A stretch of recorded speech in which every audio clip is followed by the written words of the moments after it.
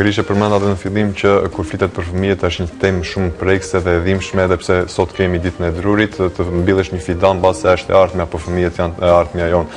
Prandaj sot në studio kam për të biseduar për shikimin e fëmijëve, sa i rëndësishëm është dhe me çfarë probleme ballafaqojnë ata që nuk shikojnë. Sot në studio kam një zotëri të nderuar siç është Shpëtim Latifi dhe zonjën Biljana Kostovska.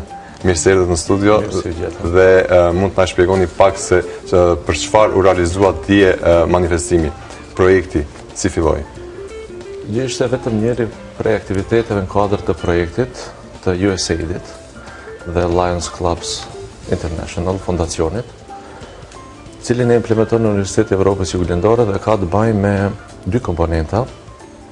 Është projekt 30 mujor, komponenta e parë është komponenta arsimore, komponenta e dytë është komponenta shëndetësore apo mjekësore. Projekti për fëmijët me pengesa në shikim ka të bëjë me punë me shkollën e fëmijëve të verbër në Shkup, Dimitar Vllahov, dhe hapjen e 4 qendrave burimore tjera në qytetin e Tetovës, në Shtip, në Veles dhe në Manastir, ku do të përfshihen të gjithë nxënësit, të cilët nuk janë të përfshirë në arsim fillor, pra prej klasës parë deri në klasën e 9, fëmijët të cilët janë të përfshirë në arsim fillor, siç janë ato në Dimitar Vllahov në Shkup, përgatitjen e burimeve, resurseve, konvertimin e të gjithë teksteve shkollore, prej klasës parë deri në 9, në alfabetin brill, në gjuhët arsimore shqip, maqedonisht dhe turqisht. Është projekt 30 mujor, cili ka nis tani më një vit, dhe konferenca e gjashtme ishte, apo tryeza e rumbullakët ishte prezantim i rezultateve dhe të arriturave të deri tanishme. Deri tani kemi bë 11 libra në gjuhën shqipe në brill, diku rreth 90 ekzistojnë në secilën gjuhë në cilët zhvillohet mësimi në Maqedoni dhe gjitha do të kryen deri në vitin 2017. Këtu vlen të potencohet marrëveshja dhe bashkëpunimi shumë i mirë që e kemi me Ministrinë e Arsimit dhe Shkencës. Personalisht kemi hasë edhe në mirë kuptim maksimal nga vetë Ministri Ademi, po ashtu kemi dhe marrëveshje me Ministrinë e Punës dhe Politikës Sociale, për cilën do të flet doktoresha Kostovska, e cila është koordinatore e ekipit të oftalmologëve, 15 të tillë janë kuadër të projektit, për të bërë skriningjet e syve të fëmijët e moshës parashkollore, pra të qerdheve. Po ashtu kemi dhe bashkëpunim me partnerë tjerë, siç është Asociacioni i të Verbërve të Maqedonisë, Byroja për Zhvillimin e Arsimit, Fondi për Sigurim Shëndetësor, Lions klubet e Maqedonisë, në secilin prej qyteteve, vullnetarët, cilat posaçërisht do t'i kisha përshëndet, falenderu për aktivitetin që e tregojnë. Nesër është dita ndërkombëtare e personave me nevojat veçanta dhe për hir të kësaj dite do të shënohet në qytetin e Velesit, ku dhe do të hapet qendra e parë burimore, për ndryshe, krahas librave, në këtë qendra burimore ne kemi bërë pajisjen me gjitha high-tech teknologjit apo pajisjet më të reja, cilat përdoren në shtetet perëndimore, fal këtij investimit të USAID-it dhe Lions klubeve, me vlerë diku $100 milion, për ndryshe gjithë projekti ka peshën në këtë fazë $200 milion, duke nis prej printerave në brill, prej shtypësve, prej sfeltash fyzerve, materiale harxhuese, smadhus digital të tekstit për fëmijët me shikim të zvogluar. Kështu që mendoj që ky projekt do të jep një hap shumë i madh dhe i rëndësishëm, që pas kryerjes së projektit, kategoria e personave me shikim të kufizuar dhe të verbrit, që në Maqedoni ekzistojnë rreth 2200 dhe parafërsisht 10 herë është më i madh numri i personave me shikim të kufizuar, sadopak të mundsohet inkluzioni i tyre në arsim, e posaçërisht me theks të veçantë në zhdukjen e analfabetizmit të personat e verbër. Shumë bukur e shpjegove, të falenderoj domethënë dhe ju përgëzoj për iniciativën që keni marrë, por сакам да се наврзам кај вас, докторке. Колку е тешко да се заработува со ваква категорија на деца? Па, Емилијано.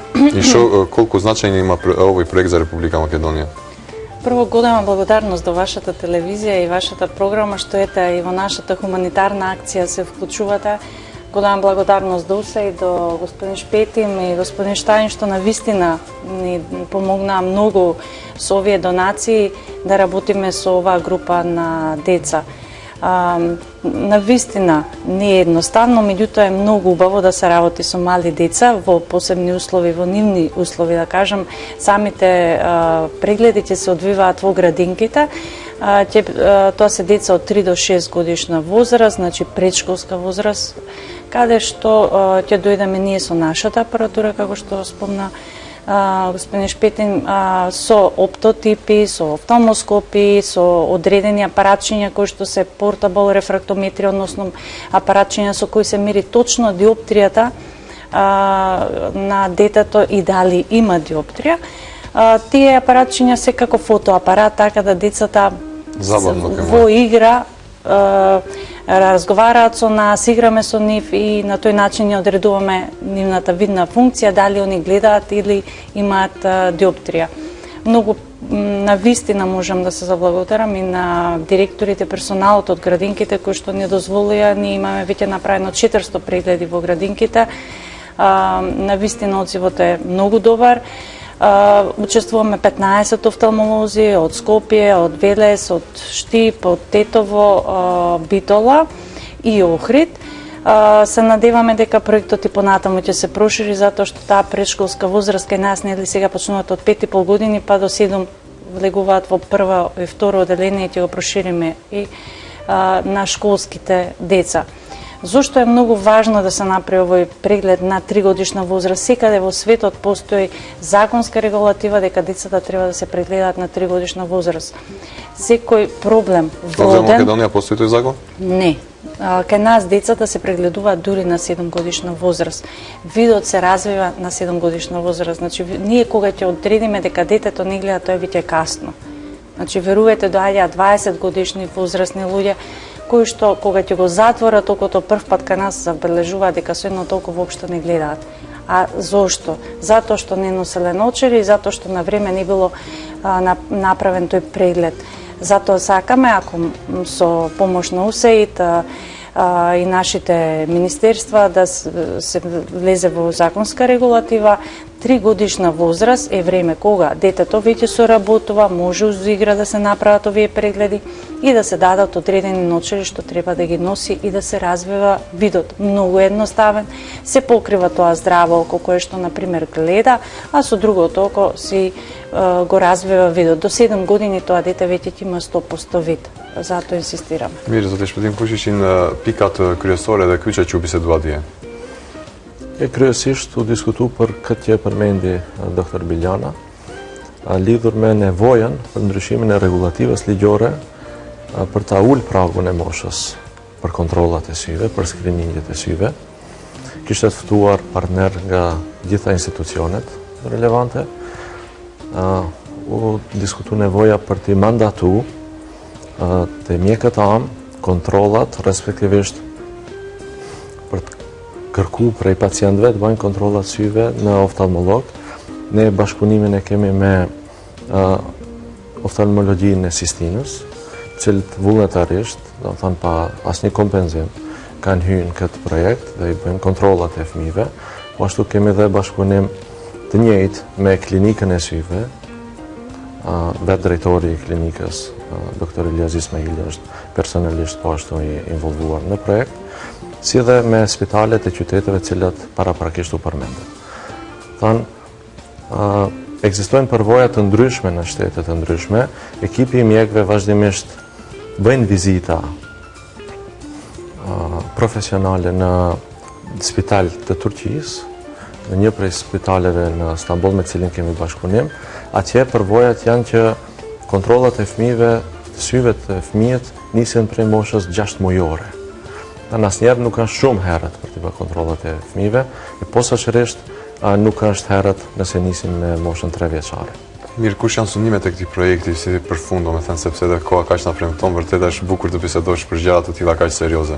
Synimet e projektit janë të zhvillohen qendra burimore dhe të forcohet shkolla për fëmijët e verbër në Shkup me burime, me tekste shkollore, sepse momentalisht nuk kemi tekste shkollore për të verbërit në Brill. Të zhvillohen audio përmbajtje, lektyrat shkollore të incizohen në audio format, të trajnohen mësimdhënësit, siç kishim vikendin e kaluar një prej trajnimeve të edukatorëve special, apo ndryshe njohur si defektolog, po ashtu edhe të bëhen kontrollat e fëmijëve, 15.000 kontrolla në fazën e parë të fëmijëve të qerdhëve në gjithë Maqedoninë. Dash Zotit kemi mundësi që të vazhdojmë projektin, të përfshijmë spari 35.000 aq sa ka në për qerdhët e Maqedonisë dhe pastaj dalim edhe në për vende tjera, si rurale ashtu dhe urbane. Gjithsej ai numër është diku 60-70.000 fëmijë dhe ky është një prej qëllimeve në fazën e dytë në kuadër të projektit. Është nešto za kraj da prasham i vas, pošto toliko ni veto i vreme to kam što kažev, što je целта на вашата работа во овој проект? Во Македонија не постои статистика за амблиопија, односно слабовидност кај оваа група до 7 годишна возраст. Според датабаза, компјутерскиот систем кој што е направен, ќе се воведат децата и ќе се знае точно колку од оваа возраст имаат слабовидни очи. Mirë, atëherë ju falenderoj të dyve që ishit pjesë e emisionit të mëngjesit. Vërtet ka shumë për të folur, por kjo ishte pjesa më e bukur që e përmendët, që filloni të punoni me njerëz që vërtet kanë nevojë, sidomos fëmijët, ata janë që janë dobësia e çdo njeriu. Shpresojmë që projekti juaj të ketë sukses, shumë sukses, sepse fëmijët e meritojnë këtë. Atëherë në studio kishim Shpëtim Latifin dhe Biljana Kostovska. Vërtet biseduam për fëmijët që kanë shikim të kufizuar, një temë që është shumë prekse, por shpresojmë domethënë projekti i tyre të realizohet plotësisht për fëmijët të kenë mundësitë e tyre për të parë. Shkëputemi me lajmet orës 9 dhe kthehemi përsëri në studio.